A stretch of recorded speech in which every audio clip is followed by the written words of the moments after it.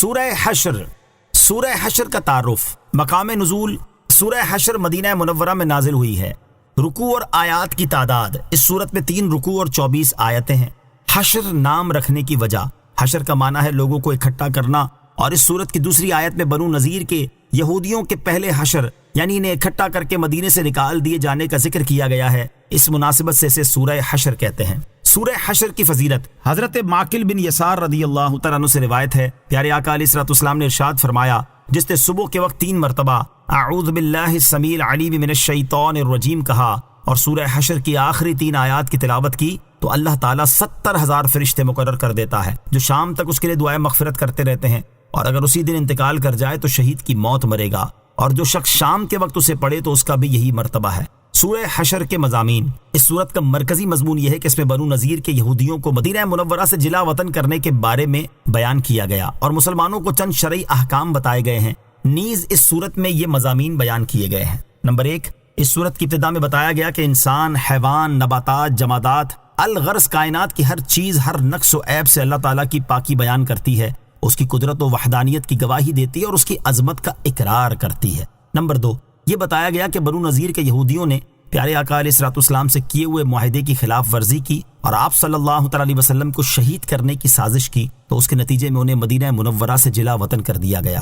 Number 3، فے کے مال کے احکام بیان کیے گئے اور مسلمانوں کو حکم دیا گیا کہ نبی پاک علیہ الصلوۃ والسلام جو کچھ انہیں عطا فرمائے وہ لے لیں اور جس سے منع فرمائے اس سے باز رہیں اور اللہ تعالیٰ سے ڈرتے رہیں. نمبر 4، اللہ تعالیٰ نے مہاجرین و انصار اور ان کے بعد آنے والے مسلمانوں کی عظمت و شان بیان فرمائی اور یہ بتایا کہ جو اپنے نفس کے لالچ سے بچا لیا گیا تو وہی کامیاب ہیں. نمبر 5، منافقوں کی باطنی خباثت ذکر کی گئی اور یہ بتایا گیا کہ کس طرح انہوں نے یہودیوں سے ان کی مدد کرنے کے خفیہ وعدے کیے اور کس طرح یہ اپنے وعدوں سے منہ پھیر گئے. نیز ان منافقوں کو شیطان سے تشبیہ دی گئی اور یہ بتایا گیا کہ جس نے شیطان کی باتوں میں آ کر کفر کیا تو وہ اور شیطان دونوں جہنم کی آگ میں ہمیشہ رہیں گے.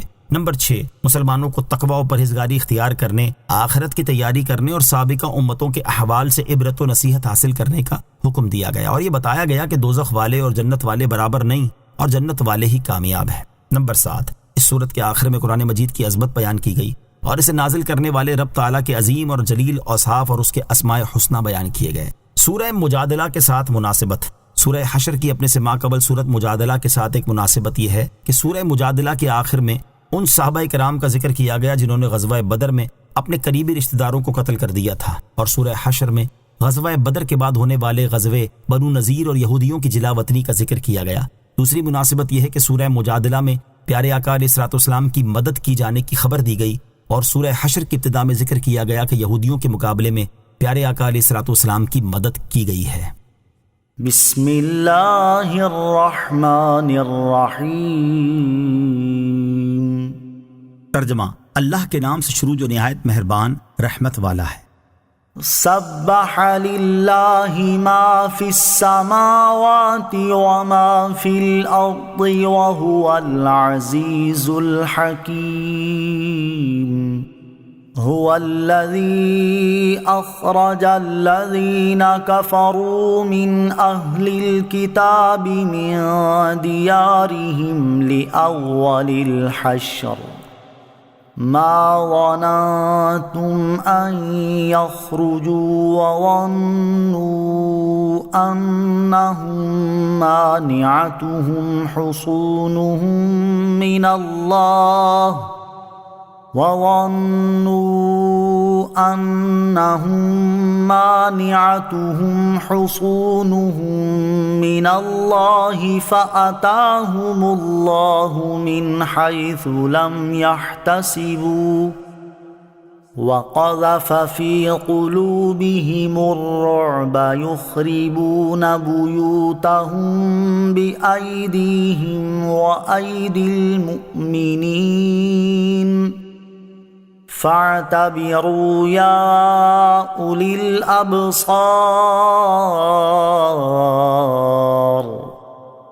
ترجمہ. اللہ کی پاکی بیان کی ہر اس چیز نے جو آسمانوں میں اور جو زمین میں ہے، اور وہی بہت عزت والا بڑا حکمت والا ہے. وہی ہے جس نے ان کافر کتابیوں کو ان کے گھروں سے ان کے پہلے حشر کے وقت نکالا. تمہیں گمان نہ تھا کہ وہ نکلیں گے اور وہ سمجھتے تھے کہ ان کے قلعے انہیں اللہ سے بچا لیں گے، تو اللہ کا حکم ان کے پاس وہاں سے آیا جہاں سے انہیں گمان بھی نہ تھا، اور اس نے ان کے دلوں میں رعب ڈال دیا، وہ اپنے گھروں کو اپنے ہاتھوں سے اور مسلمانوں کے ہاتھوں سے ویران کرتے ہیں۔ تو اے آنکھوں والو، عبرت حاصل کرو۔ سبح للہ ما فی السماوات وما فی الارض، اللہ کی پاکی بیان کی ہر اس چیز نے جو آسمانوں میں اور جو زمین میں ہے۔ اس آیت سے معلوم ہوا کہ ہر چیز زبان قال یا حال سے اللہ تعالیٰ کی تسبیح کرتی ہے، جسے ہم نہیں سمجھتے، مگر ان کی تسبیح کی تاثیر جدا گانا ہے، جیسے سبزے کی تسبیح سے عذاب قبر دور ہوتا ہے۔ هو الذی اخرج الذین کفروا من اہل الکتاب، وہی ہے جس نے ان کافر کتابیوں کو نکالا۔ شان نزول، مفسرین فرماتے ہیں کہ یہ صورت بنو نذیر کے بارے میں نازل ہوئی۔ یہ لوگ یہودی تھے۔ جب نبی کریم علیہ الصلوۃ والسلام مدینہ طیبہ میں رونق افروز ہوئے تو انہوں نے حضور سے اس شرط پر صلح کی کہ نہ آپ کے ساتھ ہو کر کسی سے لڑیں گے اور نہ آپ سے جنگ کریں گے۔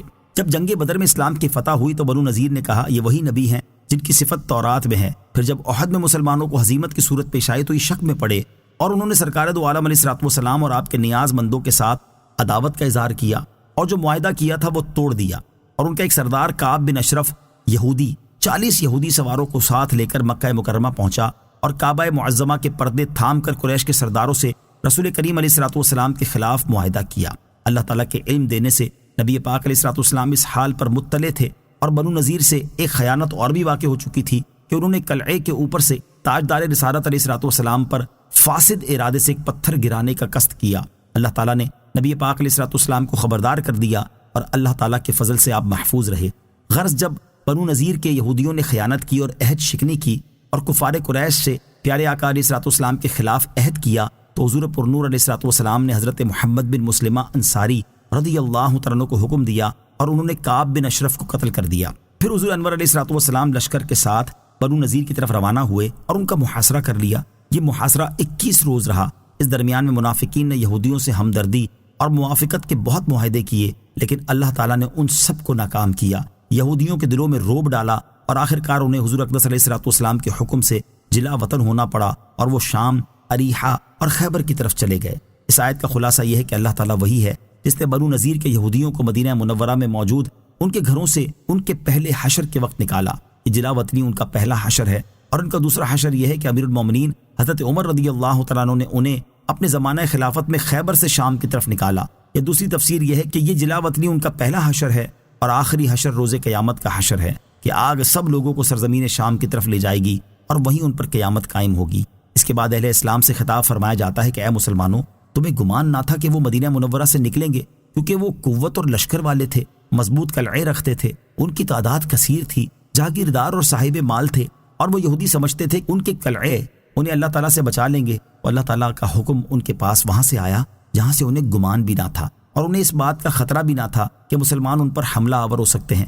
اللہ تعالیٰ نے ان کے سردار کعب بن اشرف کے قتل سے ان کے دلوں میں رعب ڈالا، جس کے بعد وہ اپنے گھروں کو اپنے ہاتھوں سے ویران کرتے اور انہیں ڈھاتے ہیں تاکہ جو لکڑی وغیرہ انہیں اچھی معلوم ہو وہ جلا وطن ہوتے وقت اپنے ساتھ لے جائیں، جبکہ مسلمانوں کے ہاتھوں سے کفار کے گھر اس طور پر ویران ہوتے ہیں کہ ان کے مکانوں کے جو حصے باقی رہ جاتے ہیں انہیں مسلمان گرا دیتے تھے تاکہ جنگ کے لیے میدان صاف ہو جائے۔ تو اے آنکھیں رکھنے والو، ان یہودیوں کے طرز عمل اور ان کے انجام سے عبرت حاصل کرو اور ان جیسے افعال کرنے سے بچو۔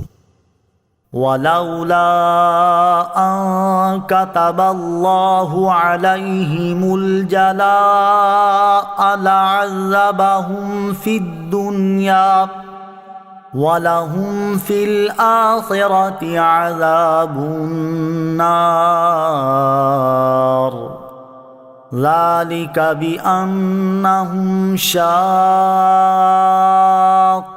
اللَّهَ وَرَسُولَهُ وَمَن يُشَاقِّ اللَّهَ فَإِنَّ اللَّهَ شَدِيدُ الْعِقَابِ۔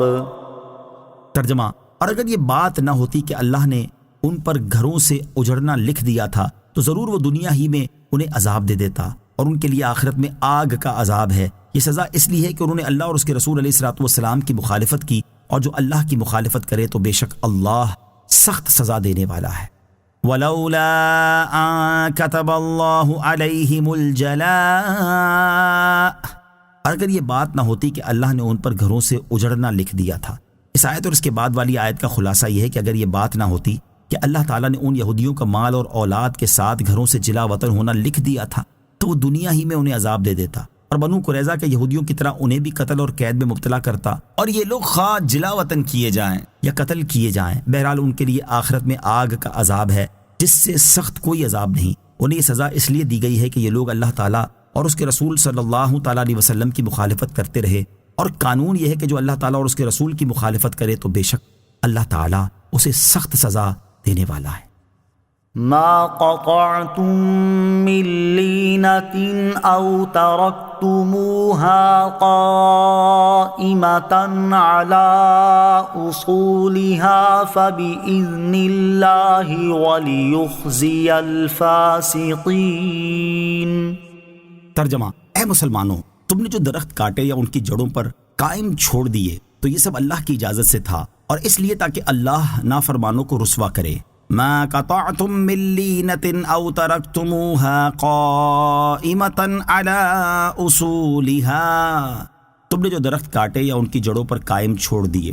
شان نزول: جب بنو نذیر اپنے قلعوں میں پناہ گزین ہوئے تو سرکار دو عالم صلی اللہ تعالیٰ علیہ وسلم نے ان کے درخت کاٹ ڈالنے اور انہیں جلا دینے کا حکم دیا۔ اس پر وہ دشمنان خدا بہت گھبرائے اور رنجیدہ ہوئے اور کہنے لگے، کیا تمہاری کتاب میں اس کا حکم ہے؟ یہ سن کر مسلمان اس بارے میں مختلف ہو گئے، اور بعض نے کہا درخت نہ کاٹو، یہ غنیمت ہے جو اللہ تعالیٰ نے ہمیں عطا فرمائی۔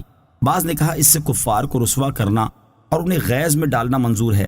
اس پر یہ آیت نازل ہوئی اور اس میں بتایا گیا کہ مسلمانوں میں جو درخت کاٹنے والے ہیں ان کا عمل بھی درست ہے، اور جو کاٹنا نہیں چاہتے وہ بھی ٹھیک کہتے ہیں، کیونکہ درختوں کو کاٹنا اور باقی چھوڑ دینا یہ دونوں اللہ تعالیٰ کی اجازت سے تھے، اور اجازت دینا اس لیے تھا کہ اس کے ذریعے اللہ تعالیٰ یہودیوں کو ذلیل کرے۔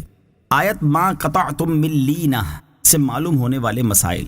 اس آیت سے دو مسئلے معلوم ہوئے۔ نمبر ایک، قرآن کے علاوہ بھی اللہ تعالیٰ کی طرف سے نبی کریم علیہ الصلوۃ والسلام کی طرف وحی بھیجی جاتی تھی، کیونکہ آیت میں بیان کردہ درختوں کو کاٹنے کا اذن الہی قرآن میں کہیں مذکور نہیں، تو یہ اجازت قرآن کے علاوہ وحی میں ہی دی گئی تھی۔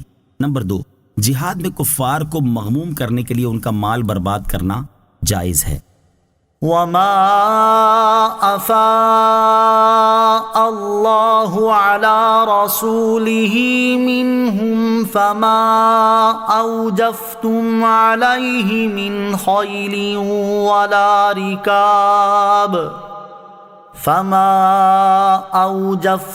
عليه من خيل ولا ركاب ولكن الله يسلط رسله على من يشاء والله على كل شيء قدير۔ ترجمہ: اور اللہ نے اپنے رسول کو ان سے جو غنیمت دلائی تو تم نے اس پر نہ اپنے گھوڑے دوڑائے تھے اور نہ اونٹ۔ ہاں، اللہ اپنے رسولوں کو جس پر چاہتا ہے غلبہ دے دیتا ہے، اور اللہ ہر شے پر خوب قادر ہے۔ وما افاء اللہ علی رسولہ منہم، اور اللہ نے اپنے رسول کو ان سے جو غنیمت دلائی۔ بنو نذیر کے یہودیوں کو دی جانے والی سزا بیان کرنے کے بعد اب یہاں سے ان اموال کا حکم بیان کیا جا رہا ہے جو ان سے حاصل ہوئے۔ چنانچہ اس آیت کا خلاصہ یہ ہے کہ اللہ تعالیٰ نے اپنے رسول علیہ الصلوۃ والسلام کو بنو نذیر کے یہودیوں سے جو غنیمت دلائی تو تم نے ان پر نہ اپنے گھوڑے دوڑائے تھے اور نہ اونٹ، یعنی اس کے لیے تمہیں کوئی مشقت اور کوفت نہیں اٹھانا پڑی۔ صرف 2 میل کا فاصلہ تھا، سب لوگ پیدل چلے گئے اور صرف رسول کریم صلی اللہ تعالیٰ علیہ وسلم سوار ہوئے۔ ہاں، اللہ تعالیٰ اپنے رسولوں علیہ الصلوۃ والسلام کو جس دشمن پر چاہتا ہے غلبہ دے دیتا ہے، اور اللہ تعالیٰ ہر شے پر قادر ہے۔ مراد یہ ہے کہ بنو نذیر سے جو مال غنیمت حاصل ہوئے ان کے لیے مسلمانوں کو جنگ نہیں کرنا پڑی، بلکہ اللہ تعالیٰ نے اپنے رسول علیہ الصلوۃ والسلام کو ان پر مسلط کر دیا۔ تو یہ مال حضور اکرم علیہ الصلوۃ والسلام کی مرضی پر موقوف ہے، وہ جہاں چاہیں خرچ کریں۔ رسول کریم علیہ الصلوۃ والسلام نے یہ مال مہاجرین پر تقسیم کر دیا، اور انصار میں سے صرف 3 صاحب حاجت لوگوں کو دیا، اور وہ 3 حضرت ابو دجانہ سماک بن خرشہ، حضرت سہل بن حنیف، حضرت حارث بن سمہ رضی اللہ تعالی عنہم ہیں۔ ما افاء اللہ علی رسولہ من اہل القری فللہ وللرسول ولذی القربى والیتامی والمساکین وابن السبیل كَيْ لَا يَكُونَ دُولَةً بَيْنَ الْأَغْنِيَاءِ مِنْكُمْ وما آتاكم الرسول فخذوه وما نهاكم عنه فانتهوا واتقوا الله ان اللہ شدید العقاب۔ ترجمہ: اللہ نے اپنے رسول کو شہر والوں سے جو غنیمت دلائی تو وہ اللہ اور رسول کے لیے ہے، اور رشتہ داروں کے لیے اور یتیموں اور مسکینوں اور مسافروں کے لیے ہے، تاکہ وہ دولت تمہارے مالداروں کے درمیان ہی گردش کرنے والی نہ ہو جائے، اور رسول جو کچھ تمہیں عطا فرمائے وہ لے لو، اور جس سے تمہیں منع فرمائے تو تم باز رہو، اور اللہ سے ڈرو، بے شک اللہ سخت عذاب دینے والا ہے۔ ما افاء اللہ علی رسولہ من اہل القری، اللہ نے اپنے رسول کو شہر والوں سے جو غنیمت دلائی۔ بعض مفسرین کے نزدیک پہلی آیت میں غنیمت کا جو حکم مذکور ہوا، اس آیت میں اسی کی تفصیل بیان کی گئی ہے، اور بعض مفسرین نے اس قول کی مخالفت کرتے ہوئے فرمایا کہ پہلی آیت بنو نذیر کے اموال سے متعلق نازل ہوئی، ان کو اللہ تعالیٰ نے اپنے رسول کے لیے خاص کیا، اور یہ آیت ہر اس شہر کے اموال غنیمت کے بارے میں ہے جس کو مسلمان اپنی قوت سے حاصل کریں، اور یہاں ان اموال کے 5ویں حصے کا مصرف بیان کیا گیا ہے۔ اس آیت کا خلاصہ یہ ہے کہ اللہ تعالیٰ نے اپنے رسول علیہ الصلوۃ والسلام کو شہر والوں سے جو غنیمت دلائی وہ اللہ تعالیٰ اور رسول کریم صلی اللہ تعالیٰ علیہ وسلم کے لیے ہے، اور ان کے ساتھ ساتھ رسول اکرم صلی اللہ تعالیٰ علیہ وسلم کے رشتہ داروں یعنی بنی ہاشم اور بنی مطلب کے لیے، اور یتیموں، مسکینوں اور مسافروں کے لیے ہے، تاکہ وہ دولت تمہارے مالداروں کے درمیان گھومنے والی چیز نہ ہو جائے، اور غریب فقیر لوگ نقصان میں رہیں۔ زمانہ جاہلیت میں دستور تھا کہ غنیمت میں سے 1/4 تو سردار لے لیتا اور باقی قوم کے لیے چھوڑ دیتا تھا۔ ان میں سے مالدار لوگ بہت زیادہ لے لیتے اور غریبوں کے لیے بہت ہی تھوڑا بچتا تھا۔ اسی معمول کے مطابق لوگوں نے سرکار دو عالم صلی اللہ تعالیٰ علیہ وسلم سے عرض کیا کہ حضور غنیمت میں سے 1/4 لیں، باقی ہم باہم تقسیم کر لیں گے۔ اللہ تعالیٰ نے اس کا رد فرما دیا اور تقسیم کا اختیار نبی کریم علیہ الصلوۃ والسلام کو دیا، اور اس کا طریقہ ارشاد فرمایا: وما آتاکم الرسول فخذوه وما نہاکم عنہ فانتہوا، اور رسول جو کچھ تمہیں عطا فرمائے وہ لے لو، اور جس سے تمہیں منع فرمائے تو تم باز رہو۔ اس کا ایک معنی یہ ہے کہ رسول کریم صلی اللہ تعالیٰ علیہ وسلم غنیمت میں سے جو کچھ تمہیں عطا فرمائے وہ لے لو، کیونکہ وہ تمہارے لیے حلال ہے، اور جو چیز لینے سے منع کرے اس سے باز رہو اور اس کا مطالبہ نہ کرو۔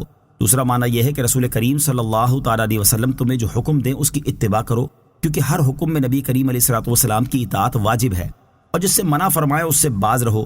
مزید فرمایا کہ اللہ تعالیٰ سے ڈرو، نبی کریم صلی اللہ تعالیٰ علیہ وسلم کی مخالفت نہ کرو، اور ان کے حکم کی تعمیل میں سستی نہ کرو، بے شک اللہ تعالیٰ اسے سخت عذاب دینے والا ہے جو رسول اکرم صلی اللہ تعالیٰ علیہ وسلم کی نافرمانی کرے۔ للفقراء المهاجرين الذين أخرجوا من ديارهم وأموالهم يبتغون فضلا من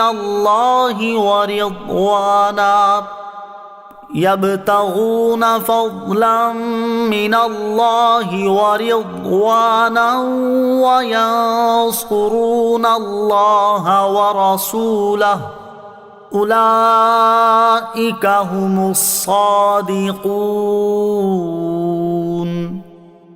ترجمہ: ان فقیر مہاجروں کے لیے جو اپنے گھروں اور اپنے مالوں سے نکالے گئے اس حال میں کہ اللہ کی طرف سے فضل اور رضا چاہتے ہیں اور اللہ اور اس کے رسول کی مدد کرتے ہیں، وہی لوگ سچے ہیں۔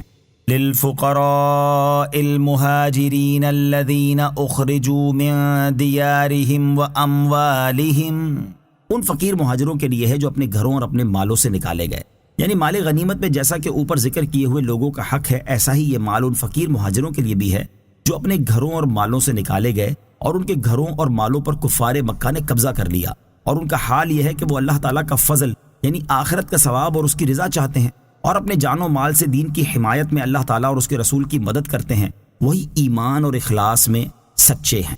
فقیر مہاجر صحابہ کرام علیہم رضوان کا حال اور ان کی فضیلت۔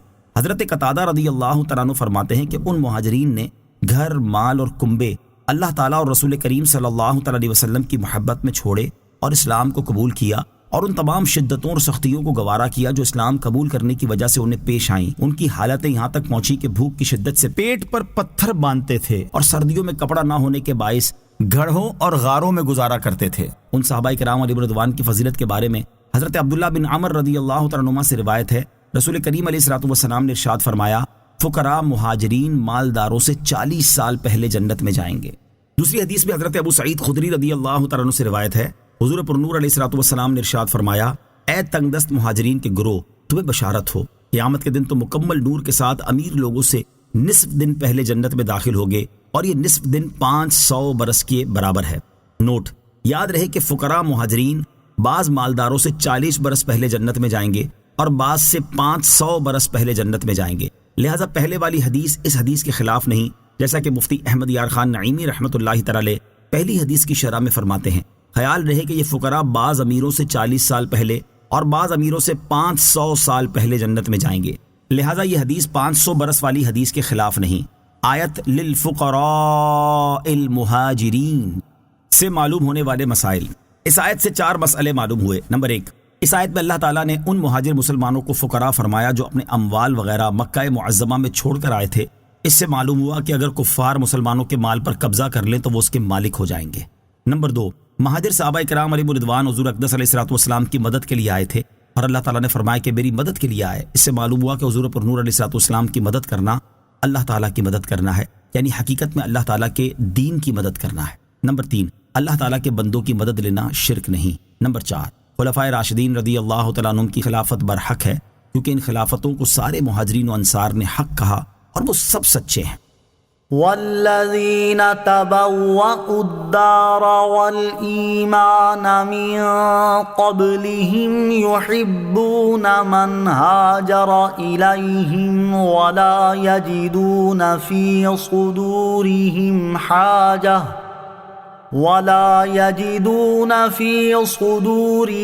حاجة مما اوتوا ويؤثرون على أنفسهم ولو كان بهم خصاصة ومن يوق شح نفسه فأولئك هم المفلحون۔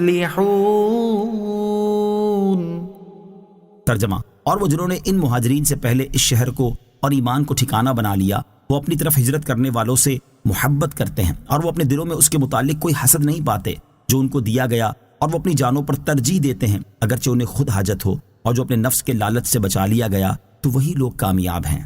والذین تبوأوا الدار والایمان من قبلہم، اور وہ جنہوں نے ان مہاجرین سے پہلے شہر کو اور ایمان کو ٹھکانہ بنا لیا۔ اس آیت میں انصار صحابہ کرام رضی اللہ تعالیٰ عنہم کی انتہائی مدح و ثنا کی گئی ہے۔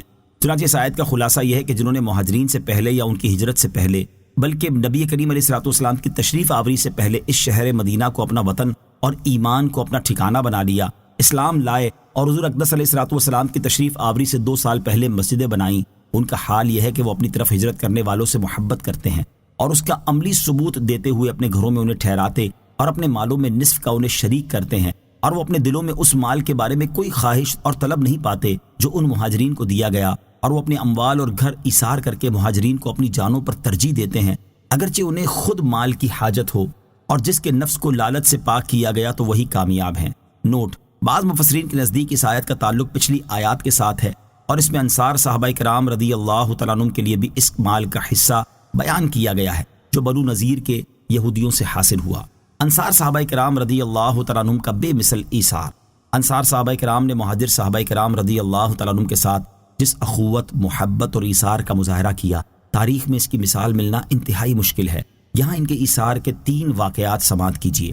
نمبر 1، حضرت ابو ہریرہ رضی اللہ تعالیٰ عنہ سے روایت ہے، حضور اقدس صلی اللہ تعالیٰ علیہ وسلم کی بارگاہ میں انصار نے عرض کی، ہمارے اور ہمارے مہاجر بھائیوں کے درمیان کھجور کے درخت تقسیم فرما دیجیے۔ آپ صلی اللہ تعالیٰ علیہ وسلم نے انکار فرما دیا۔ انصار نے مہاجرین سے کہا، آپ محنت کی ذمہ داری لے لیں اور ہم آپ کو پھلوں میں شریک کر لیتے ہیں۔ مہاجرین نے کہا، ہمیں آپ کی بات منظور ہے۔ نمبر 2، حضرت انس رضی اللہ تعالیٰ عنہ فرماتے ہیں، اور یہ بخاری شریف کی حدیث ہے، حضور انور علیہ الصلوۃ والسلام نے بحرین میں جاگیریں بخشنے کے لیے انصار کو بلایا تو انہوں نے عرض کی، اگر آپ نے یہی کرنا ہے تو ہمارے قریشی بھائیوں کے لیے لکھ دیجئے، حالانکہ وہ نبی کریم علیہ الصلوۃ والسلام کے پاس نہ تھے۔ حدیث نمبر 3، بخاری شریف کی حدیث۔ حضرت ابو ہریرہ رضی اللہ تعالیٰ عنہ فرماتے ہیں کہ رسول کریم صلی اللہ تعالیٰ علیہ وآلہ وسلم کی خدمت میں ایک شخص حاضر ہوا اور عرض کی، یا رسول اللہ صلی اللہ تعالیٰ علیہ وآلہ وسلم، مجھے بھوک لگی ہوئی ہے۔ آپ نے ازواج مطہرات رضی اللہ تعالیٰ عنہن کے پاس کسی کو بھیج کر معلوم کیا، لیکن کھانے کی کوئی چیز نہ ملی۔ حضور اقدس علیہ الصلوۃ والسلام نے ارشاد فرمایا، جو شخص آج رات اسے مہمان بنائے گا اللہ تعالیٰ اس پر رحم فرمائے۔ انصار میں سے ایک شخص کھڑے ہوئے اور عرض کی یا رسول اللہ صلی اللہ تعالیٰ علیہ وسلم میں حاضر ہوں۔ چنانچہ وہ اس آدمی کو اپنے گھر لے گئے اور اپنی زوجہ سے کہا رسول اللہ صلی اللہ تعالیٰ علیہ وسلم کا مہمان آیا ہے، لہٰذا تم نے اس سے کوئی چیز بچا کر نہیں رکھنی۔ انہوں نے عرض کی ہمارے پاس تو بچوں کی خوراک کے علاوہ اور کچھ بھی نہیں ہے۔ فرمایا جب عشاء کا وقت ہو جائے تو تم بچوں کو بہلا پھسلا کر سلا دینا، جب ہم کھانا کھانے بیٹھے تو تم چراغ درست کرنے کے بہانے آ کر اسے بجھا دینا، اگر آج رات ہم بھوکے رہیں تو کیا ہوگا؟ چنانچہ یہی کچھ کیا گیا، اور جب صبح کے وقت وہ شخص نبی کریم علیہ الصلوۃ والسلام کی بارگاہ میں حاضر ہوئے تو آپ نے ارشاد فرمایا اللہ تعالیٰ نے تمہاری کارگزاری کو بہت پسند فرمایا ہے۔ پس اللہ تعالیٰ نے یہ آیت نازل فرمائی وَيُؤْثِرُونَ عَلَىٰ أَنفُسِهِمْ وَلَوْ كَانَ بِهِمْ خَصَاصَةٌ۔ ترجمہ، اور وہ اپنی جانوں پر ترجیح دیتے ہیں اگرچہ انہیں خود حاجت ہو۔ نفس کے لالچ سے پاک کیے جانے والے کامیاب ہیں۔ اس آیت سے معلوم ہوا کہ جن حضرات کے نفس کو لالچ سے پاک کر دیا گیا وہ حقیقی طور پر کامیاب ہیں، اور یہ بھی معلوم ہوا کہ نفس کے لالچ جیسی بری عادت سے بچنا بہت مشکل ہے، اور جس پر اللہ تعالیٰ کی خاص رحمت ہو تو وہی اس عادت سے بچ سکتا ہے۔ یہ عادت کس قدر نقصان دہ ہے اس کا اندازہ اس حدیث پاک سے لگایا جا سکتا ہے۔ چنانچہ مسلم شریف کی حدیث ہے، حضرت جابر بن عبداللہ رضی اللہ تعالی عنہ سے روایت ہے، رسول اللہ صلی اللہ تعالی علیہ وسلم نے ارشاد فرمایا ظلم کرنے سے ڈرو کیونکہ ظلم قیامت کا اندھیرا ہے، اور شح یعنی نفس کے لالچ سے بچو کیونکہ شح نے تم سے پہلی امتوں کو ہلاک کر دیا کہ اسی نے ان کو ناحق قتل کرنے اور حرام کام کرنے پر ابھارا۔ اور اس سے بچنا کس قدر فائدہ مند ہے اس کا اندازہ اس روایت سے لگایا جا سکتا ہے۔ مروی ہے کہ حضرت عبد الرحمن بن عوف رضی اللہ تعالیٰ عنہ بیت اللہ شریف کا طواف کر رہے اور یہ دعا مانگ رہے تھے، اے اللہ عز و جل مجھے میرے نفس کی حرص سے بچا۔ اس سے زائد وہ کچھ نہیں کہتے تھے۔ جب ان سے اس کے بارے میں استفسار کیا گیا تو انہوں نے فرمایا جب مجھے میرے نفس کی حرص سے محفوظ رکھا گیا تو نہ میں چوری کروں گا، نہ زنا کروں گا، اور نہ ہی میں نے اس قسم کا کوئی کام کیا ہے۔ اللہ تعالیٰ ہم پر اپنا رحم فرمائے اور ہمیں نفس کے حرص اور لالچ سے محفوظ فرمائے، آمین۔ آیت والذین تبوأوا الدار والایمان من قبلہم سے حاصل ہونے والی معلومات۔ اس آیت سے 3 باتیں معلوم ہوئیں۔ نمبر 1، صحابہ کرام رضی اللہ تعالیٰ عنہم کی عظمت و شان اور ان کے اوصاف بیان کرنا اللہ تعالیٰ کی سنت ہے۔ نمبر 2، انصار صحابہ کرام رضی اللہ تعالیٰ عنہم کی تعریف میں اللہ تعالیٰ نے یہ فرمایا کہ وہ مہاجر صحابہ کرام رضی اللہ تعالیٰ عنہم سے محبت کرتے ہیں۔ اس سے معلوم ہوا کہ تمام مہاجر صحابہ کرام رضی اللہ تعالیٰ عنہم سے محبت کرنا کمال ایمان کی نشانی ہے۔ نمبر 3، سرکار دو عالم علیہ الصلوۃ والسلام کی برکت سے انصار صحابہ کرام رضوان اللہ تعالی علیہ مجمعین کے دل ایسے پاک کر دیے گئے کہ وہ مہاجر صحابہ کرام سے حسد نہیں کرتے اور ان کے ساتھ محبت و ایثار کا سلوک کرتے ہیں۔ والذین جاءوا من بعدهم يقولون ربنا اغفر لنا ولإخواننا الذين سبقونا بالإيمان ولا تجعل في قلوبنا غلا للذين آمنوا ولا تجعل في قلوبنا غلا للذين آمنوا ربنا إنك رؤوف رحيم۔ ترجمہ، اور ان کے بعد آنے والے عرض کرتے ہیں اے ہمارے رب ہمیں اور ہمارے ان بھائیوں کو بخش دے جو ہم سے پہلے ایمان لائے، اور ہمارے دل میں ایمان والوں کے لیے کوئی کینہ نہ رکھ، اے ہمارے رب بے شک تو نہایت مہربان بہت رحمت والا ہے۔ والذین جاءوا من بعدهم، اور ان کے بعد آنے والے یعنی مہاجرین اور انصار کے بعد آنے والے عرض کرتے ہیں اے ہمارے رب ہمیں اور ہمارے ان بھائیوں کو بخش دے جو ہم سے پہلے ایمان لائے، اور ہمارے دل میں ایمان والوں کے لیے کوئی کینہ نہ رکھ، اے ہمارے رب بے شک تو نہایت مہربان رحمت والا ہے، اور تو اپنی مہربانی اور رحم کے صدقے ہماری اس دعا کو قبول فرما۔ یاد رہے کہ مہاجرین و انصار کے بعد آنے والوں میں قیامت تک پیدا ہونے والے تمام مسلمان داخل ہیں، اور ان سے پہلے ایمان لانے والوں میں تمام صحابہ کرام علیہم رضوان داخل ہیں۔ صحابہ کرام علیہم رضوان سے بغض رکھنے والے ایمان والوں کی اقسام سے خارج ہیں۔ اس سے معلوم ہوا کہ صحابہ کرام علیہم رضوان کے بارے میں دل میں کینہ نہ رکھنا ایمان کی علامت اور ان کے بارے میں بغض سے بچنے کی دعا کرنا مسلمانوں کا طریقہ ہے۔ صدر الافاضل مفتی نعیم الدین مراد آبادی علیہ رحمۃ اللہ الہادی فرماتے ہیں جس کے دل میں کسی صحابی کی طرف سے بغض یا کدورت ہو اور وہ ان کے لیے دعائے رحمت و استغفار نہ کرے وہ مومنین کی اقسام سے خارج ہے، کیونکہ یہاں مومنین کی 3 قسمیں فرمائی گئیں، مہاجرین، انصار اور ان کے بعد والے جو ان کے تابع ہوں، اور ان کی طرف سے دل میں کوئی کدورت نہ رکھیں اور ان کے لیے دعائے مغفرت کریں۔ تو جو صحابہ سے کدورت رکھے، رافضی ہو یا خارجی، وہ مسلمانوں کی ان 3 قسموں سے خارج ہے۔ صحابہ کرام علیہ رضوان سے بغض رکھنے کا نتیجہ، صحابہ کرام رضی اللہ تعالی عنہم وہ مبارک ہستیاں ہیں جنہیں اللہ تعالیٰ نے اپنے پیارے حبیب صلی اللہ تعالیٰ علیہ وسلم کی صحبت اختیار کرنے کے لیے منتخب فرمایا اور ان کی عظمت و شان کو قرآن مجید میں بیان فرمایا۔ لیکن افسوس کچھ لوگ خود کو مسلمان بھی کہتے ہیں اور ان کے سینے صحابہ کرام رضی اللہ تعالیٰ عنہم کے بغض سے بھرے ہوئے ہیں۔ انہیں صحابہ کرام کے لیے استغفار کرنے کا حکم دیا گیا، لیکن یہ انہیں گالیاں دیتے ہیں، جیسا کہ ام المومنین حضرت عائشہ صدیقہ رضی اللہ تعالیٰ عنہا نے فرمایا، لوگوں کو حکم تو یہ دیا گیا کہ صحابہ کرام علیہ رضوان کے لیے استغفار کریں، اور کرتے یہ ہیں کہ انہیں گالیاں دیتے ہیں۔ ایسے لوگوں کے لیے اس حدیث پاک میں بڑی عبرت ہے۔ ترمذی شریف کی حدیث ہے، حضرت عبداللہ بن مغفل رضی اللہ تعالیٰ عنہ سے روایت ہے، رسول کریم صلی اللہ تعالیٰ علیہ وسلم نے ارشاد فرمایا، میرے صحابہ رضی اللہ تعالیٰ عنہم کے متعلق اللہ سے ڈرو، میرے صحابہ کے بارے میں اللہ سے ڈرو، اللہ سے ڈرو، میرے بعد انہیں نشانہ نہ بناؤ، کیونکہ جس نے ان سے محبت کی تو میری محبت کی وجہ سے ان سے محبت کی، اور جس نے ان سے بغض رکھا تو میرے بغض کی وجہ سے ان سے بغض رکھا، اور جس نے انہیں ستایا اس نے مجھے ستایا، اور جس نے مجھے ستایا اس نے اللہ کو ایذا دی، اور جس نے اللہ کو ایذا دی تو قریب ہے کہ اللہ اسے پکڑے۔ اللہ تعالیٰ ایسے لوگوں کو ہدایت اور عقل سلیم عطا فرمائے اور ان کے دلوں کو صحابہ کرام رضی اللہ تعالیٰ عنہم کی عظمت و شان سے معمور فرمائے، آمین۔ مسلمانوں سے بغض نہ رکھنے کے سبب جنت کی بشارت ملی۔ آیت پاک میں مذکور دعا سے یہ بھی معلوم ہوا کہ ہمیں اپنے دل میں کسی بھی مسلمان کے بارے میں بغض اور کینہ نہیں رکھنا چاہیے۔ یہاں اسی سے متعلق ایک حدیث پاک سماعت کیجیے۔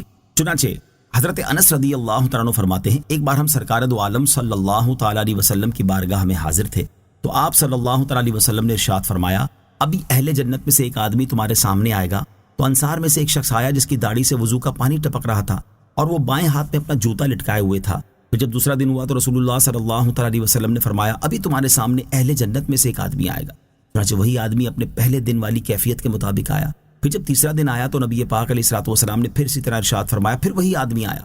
جب رسول کریم علیہ الصلوۃ والسلام تشریف لے گئے تو حضرت عبداللہ بن عمرو بن عاص رضی اللہ تعالیٰ عنہ اس آدمی کے پیچھے گئے اور فرمایا، میرا اپنے والد سے جھگڑا ہو گیا ہے اور میں نے یہ قسم کھائی ہے کہ میں 3 راتیں اس کے پاس نہیں جاؤں گا، لہٰذا اگر آپ مناسب خیال کریں تو میری قسم کا وقت ختم ہونے تک مجھے اپنے پاس رہنے کی اجازت دے دیں۔ اس نے کہا ٹھیک ہے۔ حضرت انس رضی اللہ تعالیٰ عنہ فرماتے ہیں، حضرت عبداللہ بن عمر رضی اللہ تعالیٰ عنہما نے بتایا کہ انہوں نے 3 راتیں اس کے ساتھ گزاری۔ اس دوران انہوں نے رات میں کسی بھی وقت اس آدمی کو اٹھتے نہیں دیکھا، البتہ اس کا حال یہ تھا کہ جب وہ اپنے بستر پر کروٹ بدلتا تو اللہ تعالیٰ کا ذکر کرتا اور اس کی عظمت و کبریائی بیان کرتا، یہاں تک کہ وہ صبح کی نماز کے لیے اٹھا اور خوب اچھی طرح وضو کیا، اور میں نے اسے کلمہ خیر کہنے کے علاوہ کچھ کہتے نہیں سنا۔ جب 3 راتیں گزر گئیں اور قریب تھا کہ میں اس کے عمل کو کم گمان کرتا تو میں نے کہا، اے اللہ کے بندے، بے شک میرے اور میرے والد کے درمیان کوئی جھگڑا اور ناراضی نہیں ہے اور نہ ہی کوئی فراق اور جدائی ہے۔ اصل بات یہ ہے کہ میں نے رسول اللہ صلی اللہ علیہ وسلم کو تمہارے بارے میں 3 مجالس میں 3 بار یہ فرماتے سنا ہے کہ ابھی تمہارے سامنے اہل جنت میں سے ایک آدمی داخل ہوگا، اور تینوں بار تم ہی آئے۔ چنانچہ میں نے ارادہ کیا کہ تمہارے پاس ٹھہر کر تمہارے عمل کو دیکھوں۔ میں نے تمہیں کوئی بڑا عمل کرتے نہیں پایا، تو وہ کون سا عمل ہے جس کی وجہ سے تم نے رسول کریم علیہ الصلوۃ والسلام کی زبان اقدس سے یہ فضیلت پائی؟ اس نے کہا، میرا عمل وہی ہے جو آپ نے دیکھا۔ یہ بات سن کر میں واپس جانے کے لیے پلٹا تو اس نے مجھے بلایا اور کہا، عمل تو وہی ہے جو آپ نے دیکھ لیا، البتہ میں اپنے دل میں کسی مسلمان کے بارے میں کوئی کینہ نہیں رکھتا، اور جو خیر و برکت اللہ تعالیٰ نے اسے عطا فرمائی اس پر کبھی حسد نہیں کرتا۔ یہ سن کر حضرت عبداللہ بن عمر رضی اللہ تعالیٰ عنہما نے اس سے فرمایا، یہی وہ عمل ہے جس نے تجھے جنت میں پہنچا دیا ہے، اور یہی وہ عمل ہے جس کی ہم طاقت اور استطاعت نہیں رکھتے۔ اللہ تعالیٰ ہمیں بھی اپنے مسلمان بھائیوں کے ساتھ بغض اور کینہ رکھنے سے محفوظ فرمائے، آمین۔ آیت والذین جاءوا من بعدہم سے حاصل ہونے والی معلومات۔ اس آیت سے مزید 3 باتیں معلوم ہوئیں۔ نمبر 1، ہر مسلمان کو چاہیے کہ صرف اپنے لیے دعا نہ کرے بلکہ اپنے بزرگوں کے لیے بھی دعا کیا کرے۔ نمبر 2، بزرگان دین خصوصاً صحابہ کرام اور اہل بیت رضی اللہ تعالیٰ عنہم کے عرس، ختم، نیاز اور فاتحہ اعلیٰ چیزیں ہیں کہ ان میں ان بزرگوں کے لیے دعا ہے۔ نمبر 3، مومن کی پہچان یہ ہے کہ تمام صحابہ کرام اور اہل بیت رضی اللہ تعالیٰ عنہم سے اچھی عقیدت رکھے اور ان کے لیے دعائے مغفرت کرے۔ أَلَمْ تَرَ إِلَى الَّذِينَ نَافَقُوا يَقُولُونَ لِإِخْوَانِهِمُ الَّذِينَ كَفَرُوا مِنْ أَهْلِ الْكِتَابِ لَئِنْ أُخْرِجْتُمْ لَنَخْرُجَنَّ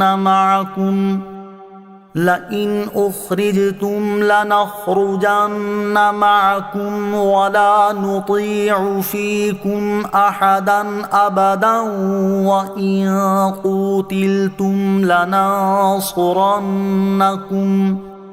وَاللَّهُ يَشْهَدُ إِنَّهُمْ لَكَاذِبُونَ۔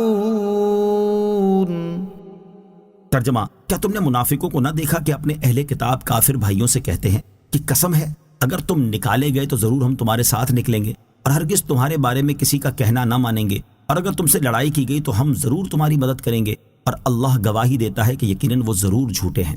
الم تر الی الذین نافقوا، کیا تم نے منافقوں کو نہ دیکھا؟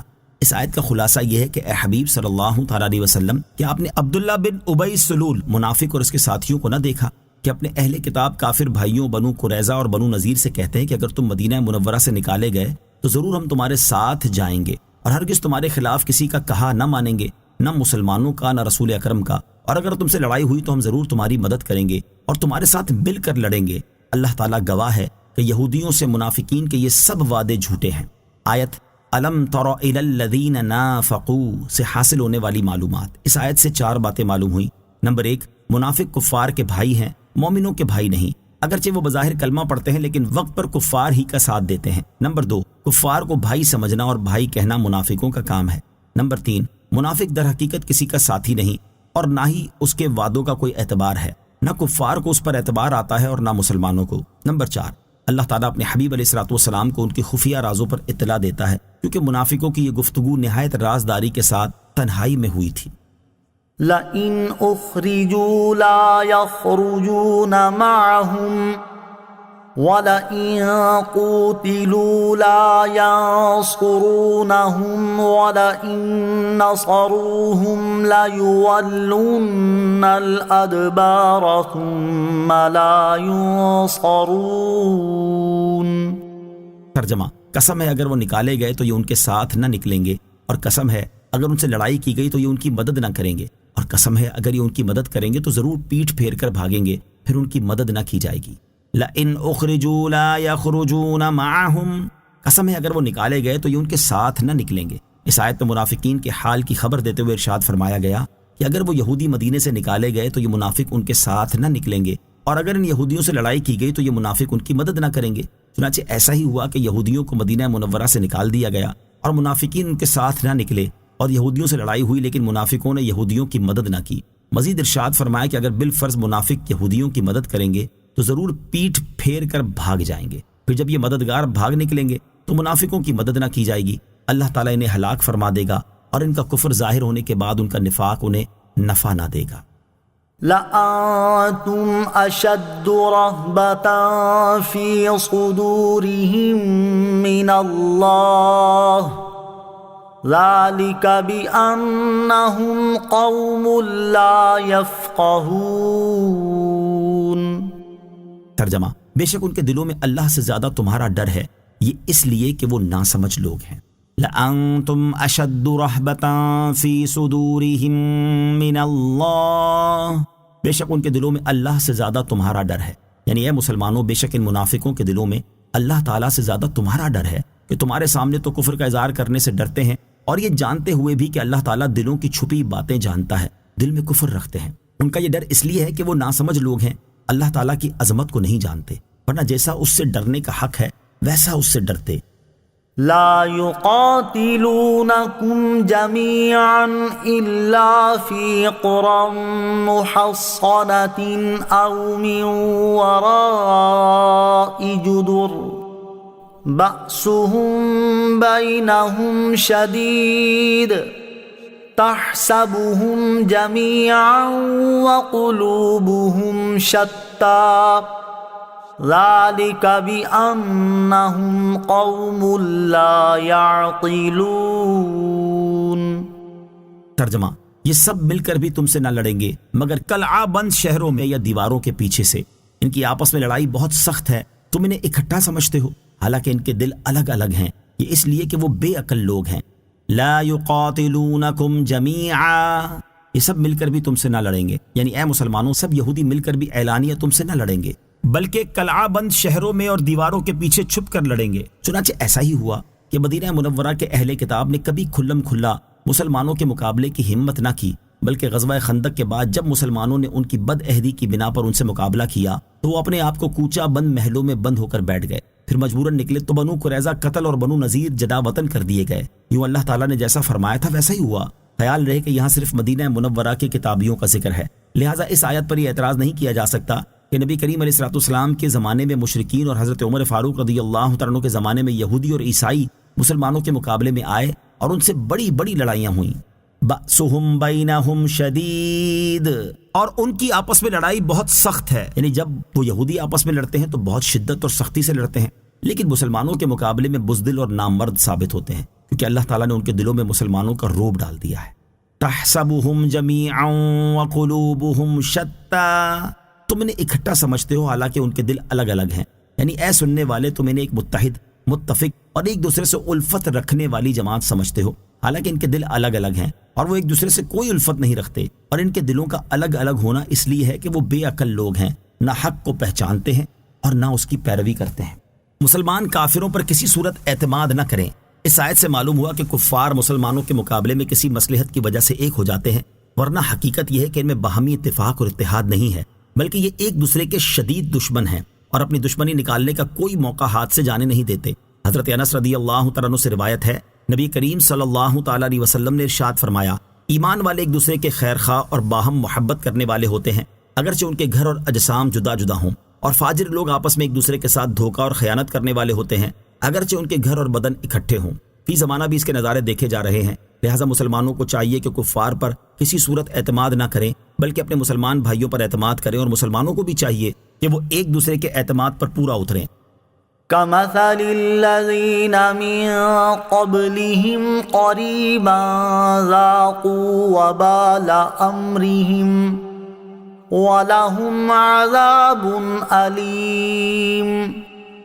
ترجمہ، ان کی مثال ان لوگوں کی مثال جیسی ہے جو ابھی قریب زمانے میں ان سے پہلے ہوئے ہیں اور انہیں اپنے کام کا وبال چکھا اور ان کے لیے دردناک عذاب ہے.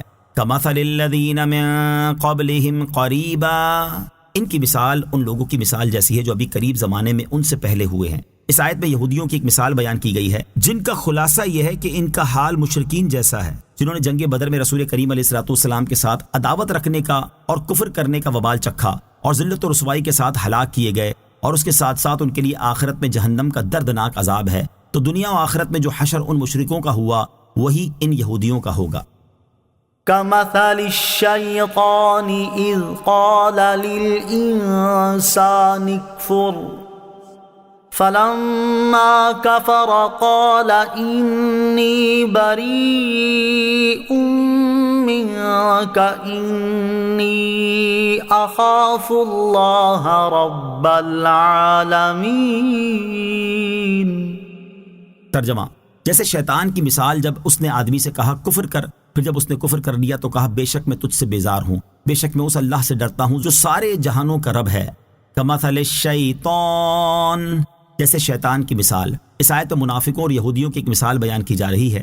اس کا خلاصہ یہ ہے کہ منافقوں کا بنو نذیر کے یہودیوں کے ساتھ سلوک ایسا ہے جیسے شیطان کی مثال کہ اس نے اپنے مکر و فریب سے آدمی کو کفر کرنے کا کہا، اور جب اس نے کفر کر لیا تو اس سے برات کا اظہار کرتے ہوئے کہہ دیا کہ میں تجھ سے بیزار ہوں اور بے شک میں اس اللہ تعالیٰ کے عذاب سے ڈرتا ہوں جو سارے جہان کا رب ہے. ایسے ہی منافقوں نے بنو نذیر کے یہودیوں کو مسلمانوں کے خلاف ابھارا، جنگ پر آمادہ کیا، ان سے مدد کے وعدے کیے، اور جب ان کے کہنے سے یہودیوں نے مسلمانوں سے جنگ کی تو منافق اپنے گھروں میں بیٹھے رہے اور یہودیوں کا ساتھ نہ دیا. مسلمانوں کو کفر میں مبتلا کرنے کے لیے شیطان کا ایک خطرناک طریقہ.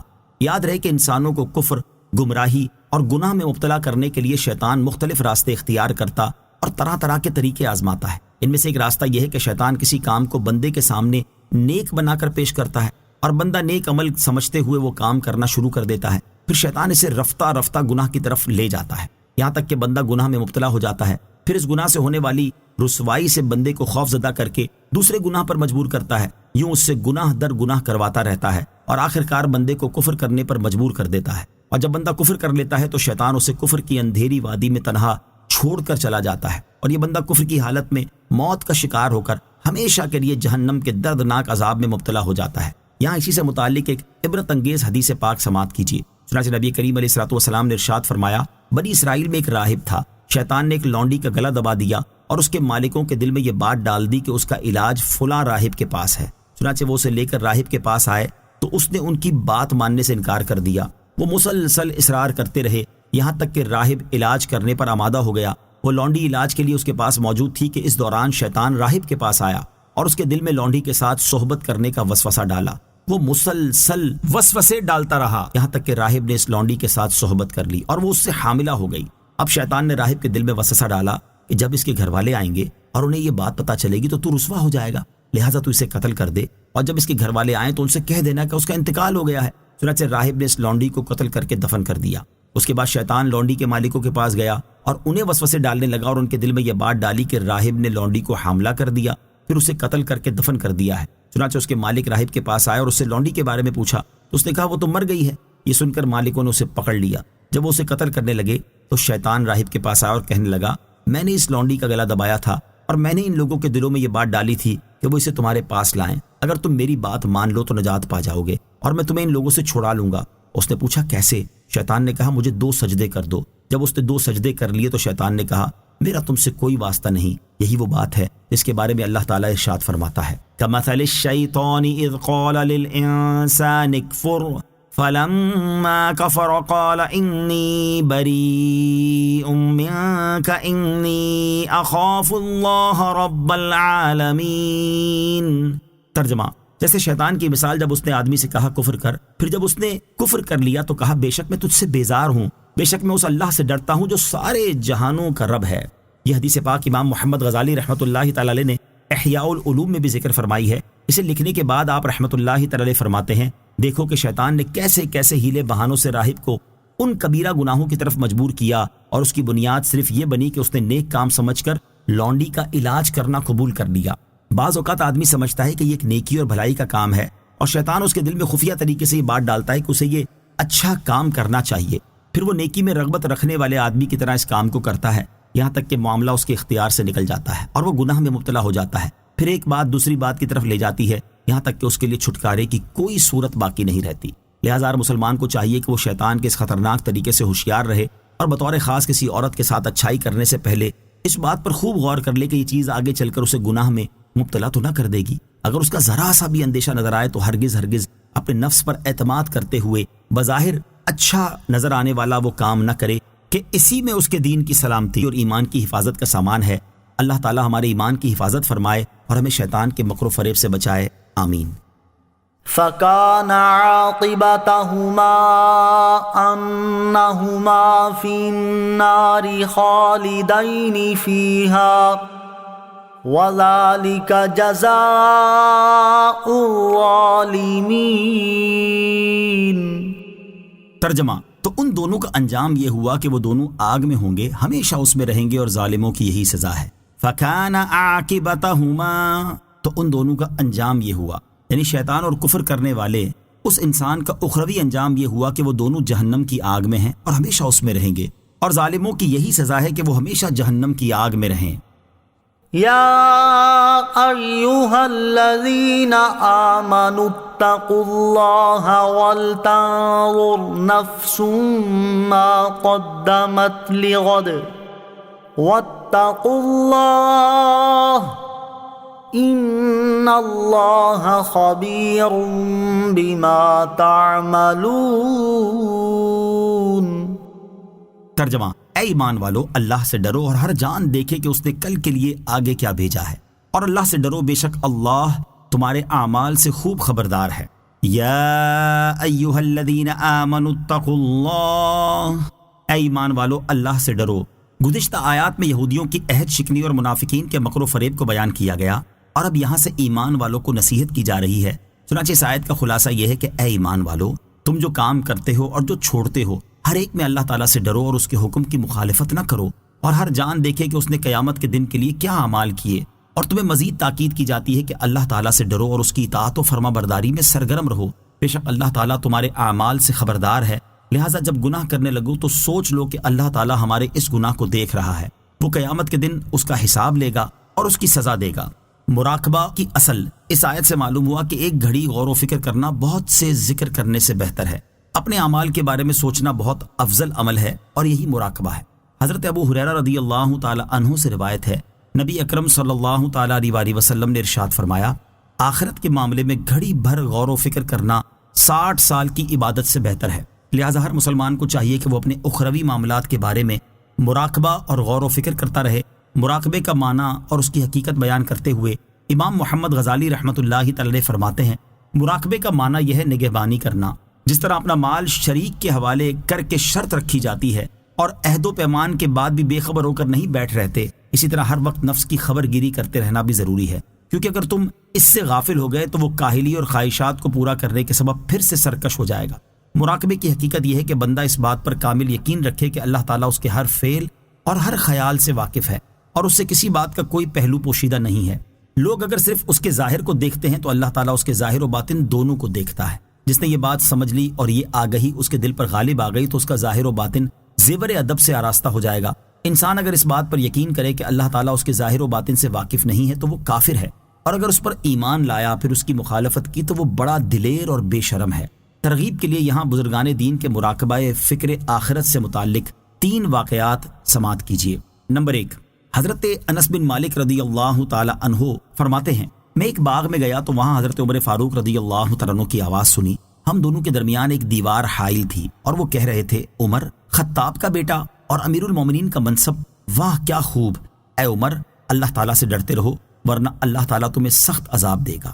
نمبر 2، حضرت عثمان غنی رضی اللہ تعالیٰ عنہ جب کسی قبر پر تشریف لے جاتے تو اس قدر روتے کہ ان کی داڑھی آنسوؤں سے تر ہو جاتی. آپ کی خدمت میں عرض کی گئی، جنت اور دوزخ کے تذکرے پر آپ اتنا نہیں روتے جتنا قبر پر روتے ہیں، اس کی حکمت کیا ہے؟ آپ نے فرمایا، میں نے نبی کریم علیہ الصلوۃ والسلام سے سنا ہے کہ قبر آخرت کی سب سے پہلی منزل ہے. اگر قبر والے نے اس سے نجات پالی تو بعد یعنی قیامت کا معاملہ آسان ہے، اور اگر اس سے نجات نہ پائی تو بعد کا معاملہ زیادہ سخت ہے. اور رسول کریم علیہ الصلوۃ والسلام نے ارشاد فرمایا، میں نے قبر سے زیادہ ہولناک منظر کوئی نہیں دیکھا. نمبر 3، حضرت درار رضی اللہ تعالیٰ عنہ فرماتے ہیں، میں خدا کو گواہ بنا کر کہتا ہوں کہ میں نے امیر المومنین حضرت علی المرتضیٰ کرم اللہ تعالی وجہہ الکریم کو کئی مرتبہ دیکھا کہ رات کی تاریکی میں آپ اپنے محراب میں لرزاں و ترساں اپنی داڑھی مبارک تھامے ہوئے ایسے بے چین بیٹھے ہوتے کہ گویا زہریلے سانپ نے ڈس لیا ہو. آپ غم کے ماروں کی طرح روتے اور بے اختیار ہو کر اے میرے رب پکارتے. پھر دنیا سے مخاطب ہو کر فرماتے، تو مجھے دھوکے میں ڈالنے کے لیے آئی ہے، میرے لیے بند سنور کر آئی ہے، دور ہو جا، کسی اور کو دھوکہ دینا. میں تجھے 3 طلاق دے چکا ہوں، تیری عمر کم ہے اور تیری محفل حقیر، جبکہ تیرے مصائب جھیلنا آسان ہے. آہ صد آہ، زیادہ راہ کی کمی ہے اور سفر طویل ہے، جبکہ راستہ وحشت سے بھرپور ہے. وَلَا تَكُونُوا كَالَّذِينَ نَسُوا اللَّهَ فَأَنسَاهُمْ أَنفُسَهُمْ أُولَئِكَ هُمُ الْفَاسِقُونَ. ترجمہ، اور ان لوگوں کی طرح نہ بنو جنہوں نے اللہ کو بھلا دیا تو اللہ نے انہیں ان کی جانیں بھلا دی، وہی نافرمان ہیں. وَلَا تَكُونُوا كَالَّذِينَ نَسُوا اللَّهَ، اور ان لوگوں کی طرح نہ بنو جنہوں نے اللہ کو بھلا دیا. یعنی اے ایمان والو، ان یہودیوں اور منافقوں کی طرح نہ ہونا جنہوں نے اللہ تعالیٰ کے حقوق کو بھلا دیا اور جیسی اس کی قدر کرنے کا حق تھا ویسی قدر نہ کی، اور اس کے احکامات و ممنوعات کی ان کے حق کے مطابق رعایت نہ کی، تو اس کے سبب اللہ تعالیٰ نے انہیں اپنی جانوں کو بھول جانے والا بنا دیا، جس کا نتیجہ یہ ہوا کہ وہ اس چیز کو نہیں سنتے جو انہیں نفع دے اور وہ کام نہیں کرتے جو انہیں نجات دے، اور یہ بھول جانے والے ہی کامل فاسق ہیں. آیت وَلَا تَكُونُوا كَالَّذِينَ نَسُوا اللَّهَ سے حاصل ہونے والی معلومات. اس آیت سے 4 باتیں معلوم ہوئیں.